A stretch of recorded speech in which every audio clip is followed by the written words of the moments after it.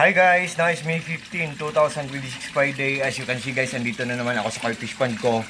Ito po ang mga pets ko, mga koi fishes. At ito po ang pond ko guys, oh. Maliit lang. Simple, small, but terrible yan. Oh, ito po ang filtration system ko guys, oh. Pinaglass ko para magandang tingnan.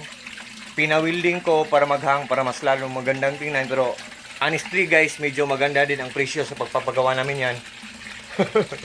I'm just joking guys. I'm just only kidding. Oh, ito po ang mga pets ko guys, mga koi fishes. And guys, sa video kong to, ipiplex ko ang nagbibigay ng linaw ng tubig sa pond ko at sa aquarium ng filtration system ko. So, guys, ang UV lights guys, underwater siya na ilaw. Color violet siya ng ilaw. Tapos, waterproof siya, hindi siya, kahit nababasa siya, hindi siya masisira. Dalawa ang UV light ko, malaki at maliit. Yan. At saka, ang purpose ng mga UV lights guys, pinapalinaw nila ang tubig sa aquarium at sa pond. Pinapatay nila ang bakterya sa aquarium at ang mga bakterya sa tubig ng pond. At guys, matipid lang kumain ng kuryente, good pa ang quality, tapos mura lang. So, galing po yan sa GC na shop at ang bait-bait po ng seller.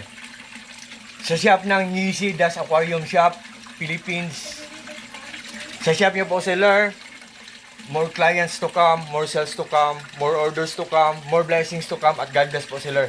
And have a good health always, and also take care always together with your loved ones, and also to all your staffs. Kasi ang bait-bait ng seller ng Yeezy Das Aquarium Shop, Philippines. Yan. Ito po ang pond ko guys, oh. And guys, I hope maniniwala po kayo sa product na nire-recommend ko ngayon na UV light. Nandyan sa link ko kasi meron kaming solar power system setup.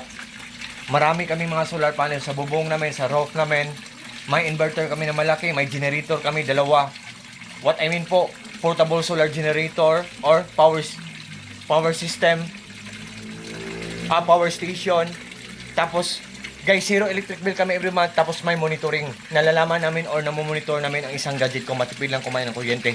Kahit water pressure tank namin, washing machine namin, freezer namin, TV namin, within 24 hours guys. Solar lang ang nagpapaandar. Zero electric bill kami every month, maski piyeso wala kaming binabayaran guys. So, guys, ang mga gamit ko dito sa koi fish pond ko, nalalaman ko or namomonitor ko kung matipid lang kumain ng kuryente. Ang submersible pump ko, matipid lang yan kumain ng kuryente. Ang aerator pump ko, matipid lang kumain ng kuryente.